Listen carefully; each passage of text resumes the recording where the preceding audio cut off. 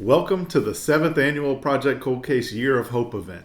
Unfortunately, we're back virtual this year. We had really hoped to be in person. We had booked the venue, put a deposit on catering, and we're thrilled to be together with our families, our survivors, our supporters. And unfortunately, the number of people that usually attend in an indoor space, in an in-person event, just did not seem like this was the perfect time to do that. We want to be leery of everybody's safety and be concerned with everybody's health, and we didn't want anybody to not be able to come and join us out of any kind of reservations for being in person. So here we are, virtual once again, and hopefully this will be the last time. We're really looking forward to getting together with everybody. I'm Ryan Backman, the founder and executive director of Project Cold Case, and I want to tell you a little bit today about what we have done this year in another pandemic-stricken, tough year for us, but the things we've accomplished and the goals moving forward, and encourage you to follow our Facebook page to see some of that progress throughout the year as we are constantly adding things and reviewing ways that we can better provide services to families. So obviously, for those of you that don't know the organization well, or maybe don't know the history of the organization, I want to share a little background. So in 2009, my dad was murdered in Jacksonville, Florida. The case remains unsolved and became a catalyst for this organization. Shortly after my dad's murder, I lost my job in architecture and started volunteering with an organization that helped families that had been impacted by violent crime. I did that. I ended up getting a job there and getting hired as a victim advocate and worked there for over 4 years. I spent a lot of time in the courtroom, whether it was sentencing hearings, trials, or impact statements. I just found myself constantly in the courtroom and always wondering if I would ever have my day in court. To this point, that hasn't happened. And through that process, I started to recognize that there were certain needs of families of unsolved cases that we were not able to provide, and that were kind of being left out. And so as I recognized these needs and started forming relationships with other families of unsolved cases, I realized that there was a very specific need for an organization dedicated to just unsolved murders and homicides. So we started Project Cold Case. Now, if you've participated in our Year of Hope events in the past, you recognize that my story keeps getting shorter and shorter, and it's not because it's not important. It's just because now, after 7 years, it is a small part of what we have been able to accomplish, and the ever expanding resources for families of unsolved crimes that we provide. So in the past, it may have been a much longer explanation, but now there's so many great things that we do with families that I want to get to that stuff as quickly as possible. So let's get started with our recap of 2021. Again, we're in the midst of a pandemic. We were able to move back into our office in downtown Jacksonville in 2020, and so we were in office for the full year. But it didn't lend itself to having very many guests, to having very many in-person meetings. A lot of families we serve are older, maybe have some underlying health conditions. Law enforcement was limited in what travel they could do and meetings they could participate in. So it was a very different feel around our office from years prior. And I want to touch on a couple of things of note. One was the number of new cases that were submitted to us. As most of you hopefully know, we don't just go out and collect cases from the internet. We know that there are an estimated 270,000 unsolved murders in the United States, just dating back to 1980. So we could obviously spend all day scouring the internet for cases of interest. But our focus is advocacy and helping families. So what we do is we serve families that reach out to us, that find us through their internet searches, through referrals, and services from their law enforcement agency or other victim advocates around the country. And we added over 200 new cases just in 2021. So that brought our total to almost 1,100 families that have specifically submitted their loved one to us, or law enforcement has submitted their loved one to us, and we can provide services directly to those families. So it's a staggering number for 4 individuals, which is where Project Cold Case stands right now. And we rely heavily on people advocating for their own loved one and us guiding them through that search, because we just can't be that for every single family that we serve these days. But we have learned how to specifically navigate the system and help families do that depending on where they are in their journey, how much contact they've had with law enforcement, when the last time they had contact with law enforcement, whether there's a detective assigned to the case or not. So that's something that we've developed over the years and have implemented more and more each year, and has become super helpful. We did 27 new spotlights this year, and that number is a little bit deceiving. We published 27 new spotlights this year. We continue to partner with the University of North Florida and their journalism class each semester, and we go in and we talk to those students about what it's like to be interviewed as a survivor, how they can show empathy, and how they can produce a good story that tells shows the big picture of a victim. You know, so many times victims are defined by their last moments on earth. And when you read an article or you watch a TV show about a victim, it's all about the death. It's all about how they were killed. And honestly, in situations where they know who killed them, the focus shifts to that person more so than the victim. That's not what we condone. That's not how we do our spotlights. We want to tell the story of the victim and why the entire community should care that this person is no longer a part of our society. So we published 27 new spotlights.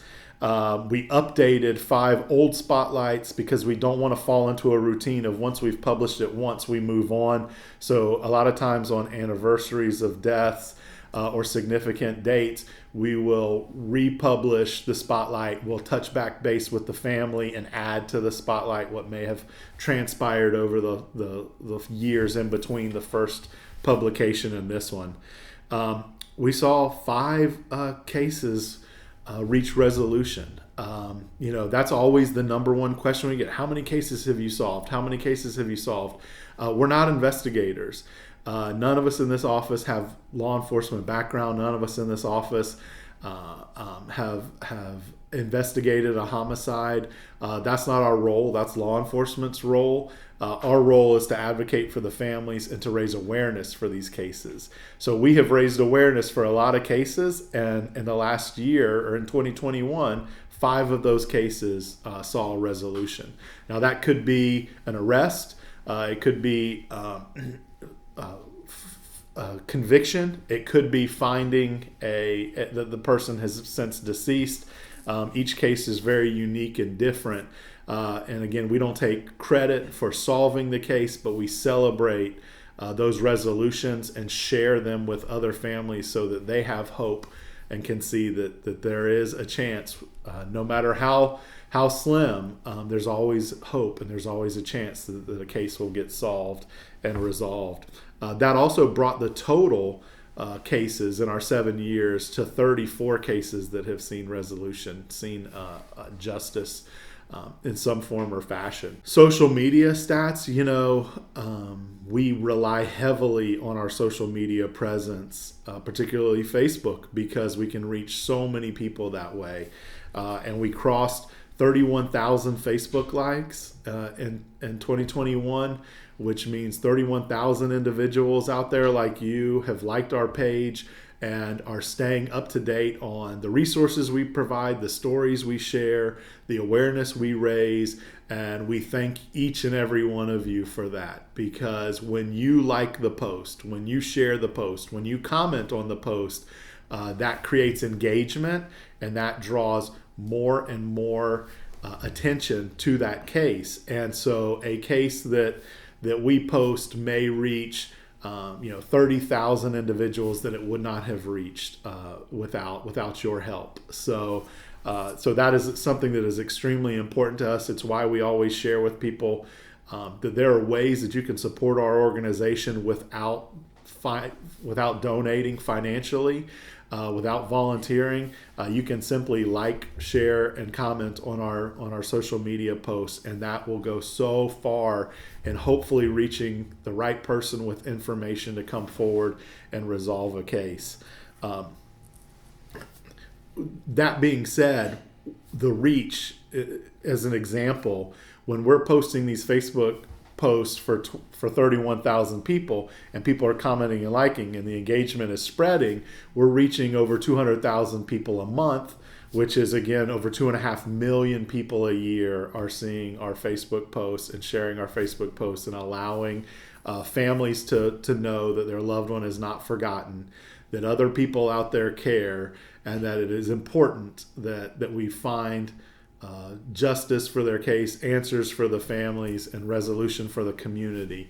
Let's not forget, for each of these unsolved cases, there's potentially a suspect out there that could harm somebody else's family, which is obviously not something we want. So we want to get these people off the streets and held accountable for the actions that they have caused. All right, let's talk money. Let's talk a little bit about our budget here at Project Cold Case. Anybody that does their due diligence when they're donating to nonprofits should know the ins and outs of the business and where money goes and where it comes from, right? So we're very transparent here at the office, and we're very proud of what we do with what we consider a very limited budget. Part of the reasons we're having a fundraiser, right? So 2021, our budget was about $230,000. That's what the budget that we use to pay all of our expenses, all of our employees, all of our overhead, and all of the services that we provide. So to give you a little bit of idea of our growth, 2015, our first year in existence, our budget was $1,000. Obviously, there was no salaries involved, there was no overhead, there was no office. It was really buying computers and paying for all the fees associated with incorporating and starting a nonprofit. We have steadily increased that budget from $1,000 to $20,000 to $80,000 to $125,000 to $170,000 to where we are today, which is like $230,000.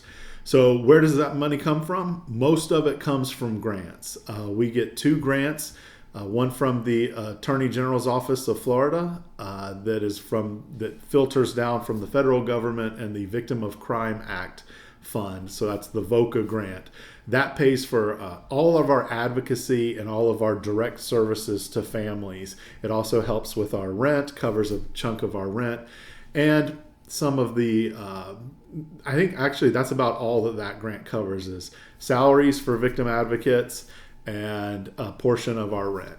We also get money from the Florida Department of Law Enforcement in the form of a reimbursement grant that covers our marketing and social media. It covers other portions of salaries. It covers parking in downtown, copy paper, if we need a laptop, technology, those kinds of things. So the model for Project Cold Case is to have our overhead expenses use reimbursement grants, so that when we get private donations from individuals, we can use those funds for very specific causes and programs, which include mental health counseling and professional support groups, and some of the other things that we do outside of the state of Florida, because our grants cover the Florida cases only. So any victim from outside of the state of Florida, our grants do not cover anything associated with them. So we have to use that private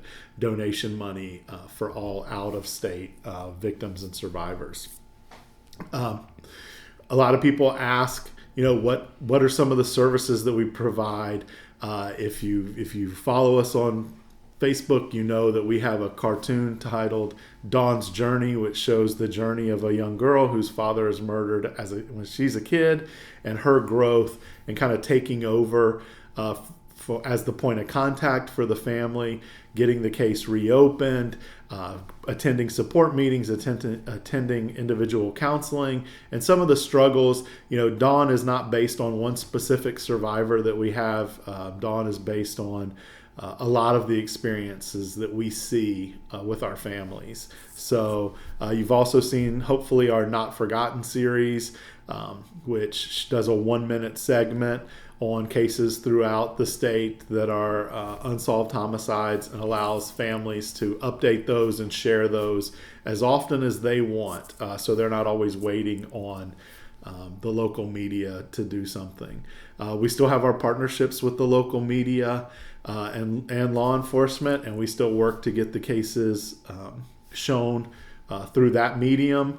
And we have some special things we're going to launch in 2022 that hopefully will allow us to gain even more access and more awareness for those cases. I want to talk now about our staff and board. We've had some exciting additions to our organization. This past year, we decided to expand our board of directors and looked for some individuals that could fill needs that weren't currently being held on our board. One of those was a survivor, Helen Williams, whose son was murdered, and the case was actually resolved and solved. And so she brings that victim perspective to the board and allows those that aren't board members to sometimes hear directly from a survivor's mouth that's not just mine. So she was a very important addition to our board. Tim Quick is the chief investigator for the state attorney's office here in Jacksonville. He also retired from NCIS, where he was the special agent in charge in the Norfolk field office. He has tons and tons and tons of experience investigating cases, cold cases, has a passion for cold cases, and obviously gives us connections to law enforcement and resources that can help our families. We also brought on a former victim advocate and constant supporter of Project Cold Case, which was V. Wilson. And V worked with me and Frida at Compassionate Families and has since moved on in her career path and is no longer in the advocacy world, but wanted to continue to have a hand in it. Her and her husband also own a food truck business, Food Addicts on the Run. So she provides some of our catering at events and helps us out with event planning and those kinds of things. Again, an advocate perspective, but also a local business that can help us serve our families better. And then last but not least, we also brought on retired sheriff from Alachua County, Sadie Darnell, who has been a huge supporter of Project Cold Case for a number of years. And Sadie was the chair of the Florida Sheriff's Association Cold Case Advisory Commission, which would meet quarterly around the state and review cases, cold cases, and also do trainings for law enforcement in those areas. And she brought me onto that Cold Case Advisory Commission, and she's always been very victim focused and victim centered. And so she gave me a voice at the table and allowed me to present to that commission on a number of occasions and talk about issues with advocacy and family and law enforcement communication. And so she has been a great supporter and a great asset. So we welcomed all of them onto the board of directors this year. And then we also added a new employee, Sarah Mitchell.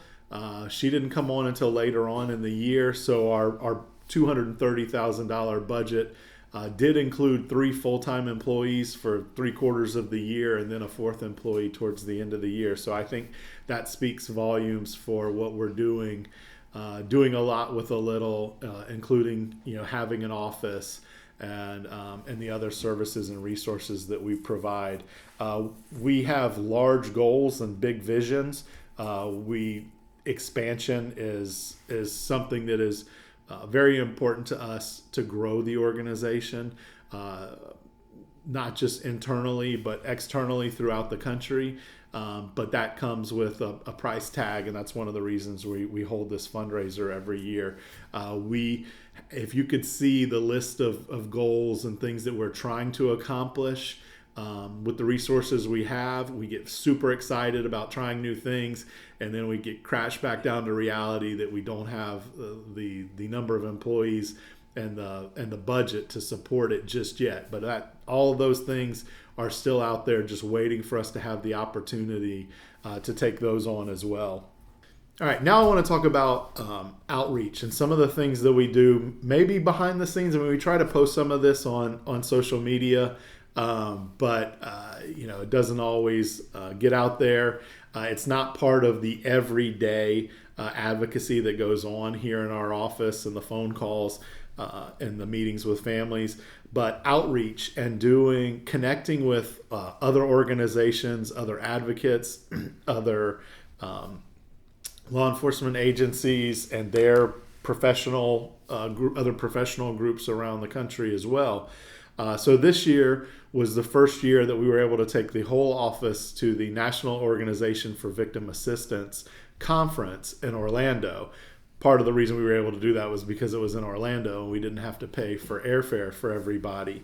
But I have attended that conference for the last few years. I've presented at that conference the last few years, and it brings together 1,800 advocates from really across the world, because a lot of military advocates are included in that, but also from across the country. That conference in itself has led to connections as far away as Alaska. One of the advocates at a group in Alaska came to the conference that I presented at. She connected with me later on and started referring families to us who participate in our virtual support meetings, all the way from Alaska, from 4 time zones away. Again, this is how we know that the product that we're putting out there is valuable and needed. That conference in Orlando, the NOVA conference, also led to an interaction with the Bureau of Alcohol, Tobacco, Firearms, and Explosives. You probably remember them as the ATF before they started adding on other tasks. They have started experiencing, their advocates have started experiencing interaction with unsolved homicides because of the ATF's use of the NIBIN system, which is just basically stands for something ballistics database. And what they do is they scan shell casings from crime scenes. When they recover guns from bad guys, they test the shell casings and projectiles, and they can link those guns to other crimes.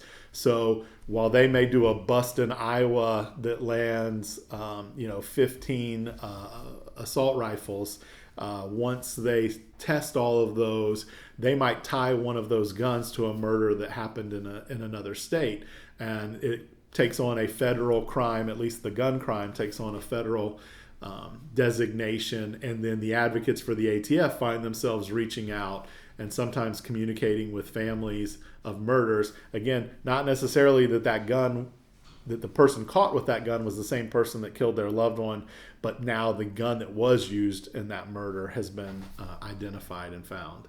So that had never crossed our mind, and the ATF sat in on the presentation that we did and then contacted us. That ultimately resulted in me traveling to Washington, D.C. to the ATF headquarters in December and presenting to their advocates and some of their agents and the importance of communicating with families. We are still in a full partnership with SACI, which is the Sexual Assault Kit Initiative. And we are doing law enforcement trainings on cold case advocacy for the groups that have grants for that fund. A lot of those sexual assaults overlap with homicides, the suspects do. So that's an important cause for us. We have assisted them in doing a communications publication that will hopefully be released this year and provided to law enforcement on better practices for communicating with families and how important that is. We also have partnered with the VDOC Society. VDOC Society is a group of professionals that have experience in forensics and law enforcement and advocacy and anthropology, and they come together once a month in Philadelphia and they review cold cases presented by law enforcement. And I was asked this year to become a member of VDOC, and then as I came in and came on board, they started referring families to Project Cold Case because they don't accept cases from families. It has to come from law enforcement because a presentation of a case really needs to have the entire case file, access to evidence, and knowledge of prior work and suspects and those kinds of things. And a lot of times families don't have all of that information. So when a family reaches out to the VDOC Society, they refer them to Project Cold Case, and we try to assist the family on the advocacy side of that. All right, I want to share with you some of the projects that we released and expanded on in 2021. So Dawn's Journey, I've talked about it a couple times already today. It's our cartoon documenting the life and struggles of a survivor. We completed season 1. We did 12 episodes of that, one a month, and we are continuing that in 2022, so there will be more to come. But I would encourage you to look on our Facebook page and look on our website, projectcoldcase.org, to look at all of those as a collection and individually, and see if you're a survivor, how you relate. If you're not a survivor, and you would like to know, have a little glimpse into what it's like for us, then that's a great opportunity with Dawn's Journey. We also provided 6 episodes of Not Forgotten. We did, and we have more of those on the way. Those are the 1-minute clips about unsolved cases that families can share and we share on our website. I mentioned already our continued partnership with the University of North Florida in their journalism class, and those students each get a case and a victim that they reach out and do a spotlight for a victim, and we publicize those, and then they can use them in their portfolio and their resume moving forward. We've had situations in the past where local media has picked up on those and published them in the newspaper.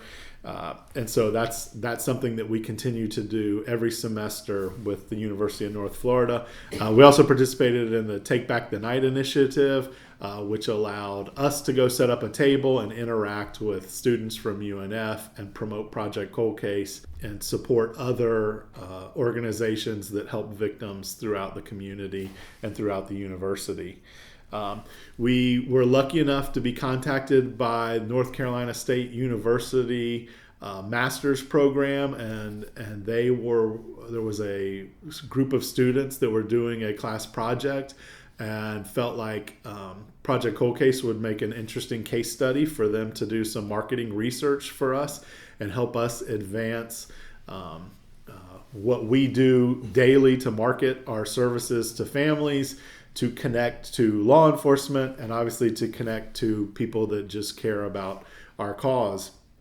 That was a months-long project that included them speaking to staff members, to survivors, running through the data, doing their own studies, and then providing us with a package at the end of the semester, which we truly appreciated, valued, and gave us a lot of points and pointers and directions to go. And that was done, as a service to Project Cold Case. We didn't have to pay for that project. So that was really exciting.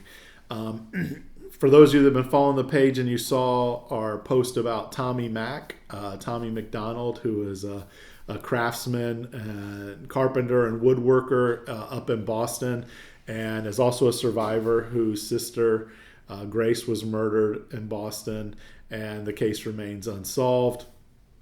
Tommy and his wife Rachel have a project called Murder Matters, where they raise awareness for cases, and sometimes Tommy's able to use his skills to help survivor families in some ways where he can. And this year I got to go to Boston, and while I was there, I went down to Tommy's shop at the North End in Boston, and we spent the day putting together some stools that he graciously donated to Project Cold Case for us to auction off.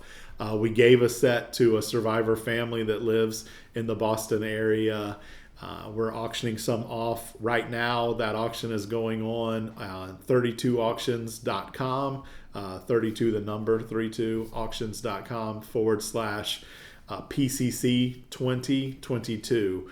And you can log on there and you can see pictures of the stools and know that Tommy Mack and I put one of those together. He presented me with the one that he put together.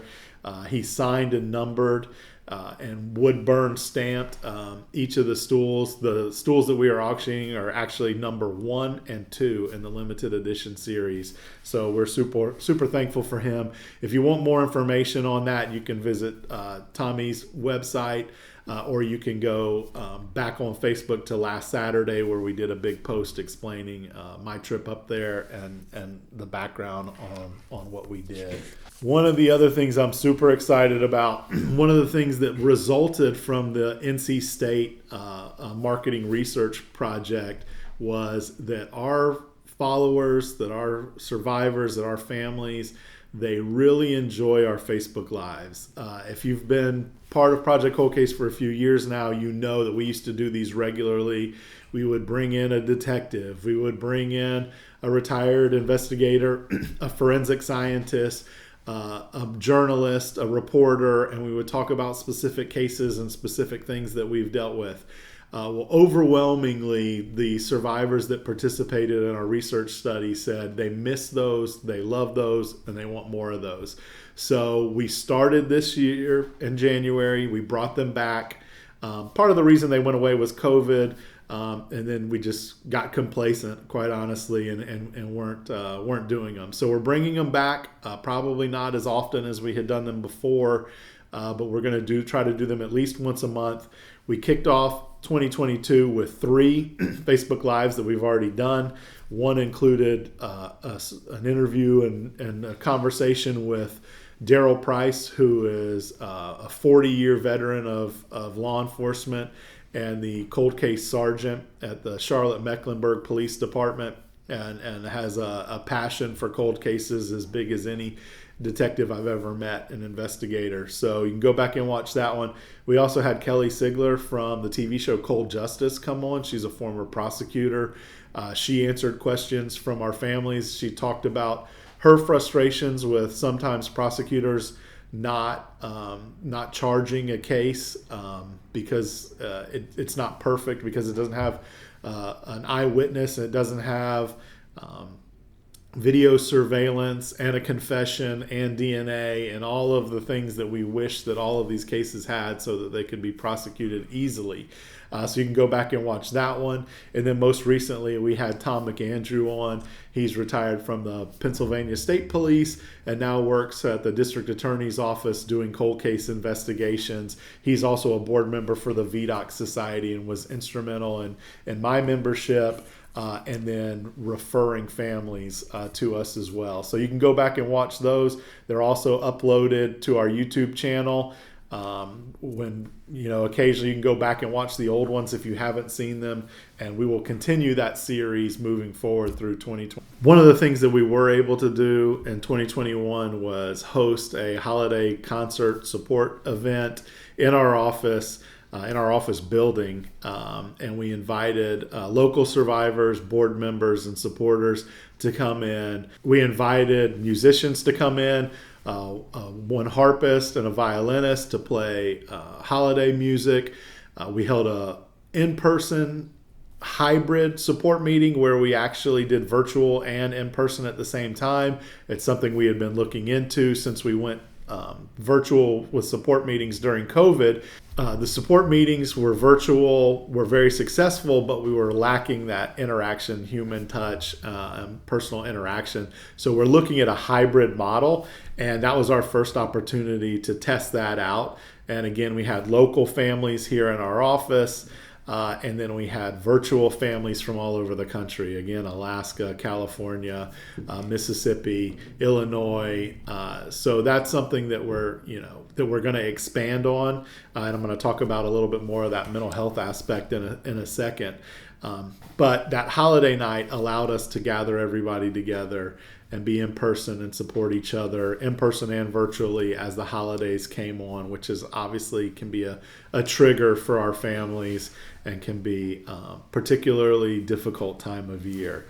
So Project Cold Case is in a constant fluid motion and evolution. And one thing that we have recognized since the moment we started was that we don't know exactly what all of our survivors' needs, and some of their needs are different. And we rely on them to dictate and to tell us what they need and how we can help. So support groups are always something that has been important to Project Cold Case, but they weren't something that we were very good at in the beginning, I'll just be honest. And so we tried, but we lacked consistency. So we really made a commitment to that a couple of years ago, to be consistent and to be available. Try to do it the same night of the week every month, the same time. Moving to virtual helped. And what we found was that consistency really allowed families to connect and to appreciate the opportunity and to take advantage of it and utilize it to its maximum potential. But it's also created more platforms for them to communicate with us about their needs, and sometimes shared with them the needs that they didn't know that they really had. So we're really excited about what we're doing in the mental health world right now and what our goals are. And I'm going to allow Frida and Sarah, our victim advocates here at Project Cold Case, to explain that in a little more detail and kind of what they have seen and what they have identified as needs in the support group world and mental health world. And so I'm going to let them tell you a little bit about that, and then I'll come back and close this out. I'm Frida. And I'm Sarah. And we're the victim advocates here at Project Cold Case. Back in May of 2019, when I interviewed for the position here at Project Cold Case, one of the questions I asked Ryan was, do we host a monthly support group? Simply because working in the community prior, I saw the benefit of offering peer-to-peer support for survivors managing a homicide. Back in May, Brian said we did not have one, and he allowed me to go ahead and start organizing a support meeting for our local community. Our first meeting back in June was successful. We did move forward with encouraging survivors here locally to take advantage of that support space that we created. I will be honest, some of those initial first support meetings was quite frankly me, Ryan, and one or two other survivors. But the key to growing it really was consistency and reaching out, letting our local public know that this support service was available to them. Of course, we all experienced COVID that following year, which did impact what we were able to do in person. And so for about 2 to 3 months, we kind of talked about what we could do, what we could offer in a way that would still offer local survivor support, because we were hearing from them. At that point, we decided to see if we can take our support group virtually, which allowed us to open up that space to survivors we were already building and nurturing relationships with, and that was our national survivor population. We did go about working the phones, emailing, and letting all of the survivors that we were already speaking to know that this support group was available. Since beginning our support group in 2019, we have seen an increase in survivors attending the support group. Survivors attending have created a space to support each other and exchanging ideas while managing their loved one's cold case. We are excited to show the growth of male attendance despite the stigma around male victims seeking support. And I think that's important too, because what we notice in any victim set, there is a comfort in accepting a stigma that males will not accept or reach out for support services. I know for Project Cold Case, our experience with our male population, survivor population, at times began and ended with Ryan, but now we're seeing upwards of 9 individual male survivors that have chosen to accept our support group services. Throughout the last 2 years, consistency has been key in continuing our attendance in our support group meetings, reaching 21 different states and 5 different time zones. And for us, that's really exciting. What we've seen within our support group is survivors choosing to log on and support each other virtually. But what we're also seeing is that survivors are also sharing information on ways they are engaging with their detective, their media, organizations or resources that may be local to them, and sometimes they're also sharing what's been beneficial as well as things that have not worked for them. Also, we've seen survivors sharing stories that they feel alone and that they feel like nobody else is feeling the way that they do, and the support group is here for other survivors to know that they aren't alone in this fight. In growing and nurturing our monthly support group, what we're learning from survivors is their desire to move forward in addressing their emotional and mental health. And that's another area that Project Cold Case is working to provide that resource to survivors that show interest. In 2020, Project Cold Case provided $1,000 to survivors, connecting them with mental and emotional help. The second year, we doubled that. To date, we've spent $1,000 doing the same. If you are interested in assisting us with growing the access to mental health, please consider donating to our annual Year of Hope. If you are a survivor looking for mental health services or just wanting to learn more, reach out to our office. Thanks for watching. And we hope to connect with you virtually in our support group. Thank you to Frida and Sarah for sharing that with us. We have identified mental health as a specific need that has not really been addressed with families of unsolved cases. And again, that is something that is going to take a lot of time and finances to really be able to make an impact on, but we're starting to navigate that path now, and we're very excited with some of the ideas we have moving forward. And so stay tuned for that. That is something that hopefully this year, with some of the money we're raising from our Year of Hope fundraiser, we're going to earmark it specifically for expanded support groups and expanded individual counseling, and with the sky is the limit, because unfortunately a lot of these families have been told for a long time that they should be over it by now, that there's no reason for them to still be upset and be sad, and so they have forced themselves to believe that, knowing deep down that they still needed help and they still needed resources, and now they have a place to get those. So we're excited about the progress there and about our goals with mental health moving forward. Kind of in that vein of growing, we have maxed out our space in the office, where we've got 4 full-time employees now. We're still trying to rotate in interns from University of North Florida's Criminal Justice Department. We have started the idea of bringing in communications interns from the University of North Florida, but right now we're having problems packing everybody in. So we see some needs moving forward, and we've got to figure out how to expand, how to grow, how to provide services to those that truly need it, while juggling families and personal lives and those things as well. So I appreciate you watching this today, you taking an interest in what we do. I promise you that we are committed to these families as much now as ever, and we get excited when we get the opportunity to share the things that we're doing and the things that we want to do, and we can't do that without your help and your support. So we could appreciate that more than we could ever express, and always want you to know that we recognize that without our supporters, none of this would be possible. So thank you for watching our 2022 7th Annual Year of Hope State of the Organization address. I hope you got the opportunity to watch our premiere of our video of our poem from Odd Rod earlier today. It's so powerful and so impactful and so important that people understand where we're coming from and where our families are coming from. And I also hope you'll stay tuned, because we have another treat coming up for you, hopefully later tonight, with a project that we're going to be expanding in 2022 as well. So with that, thank you all for everything, and we'll see you hopefully in person very soon.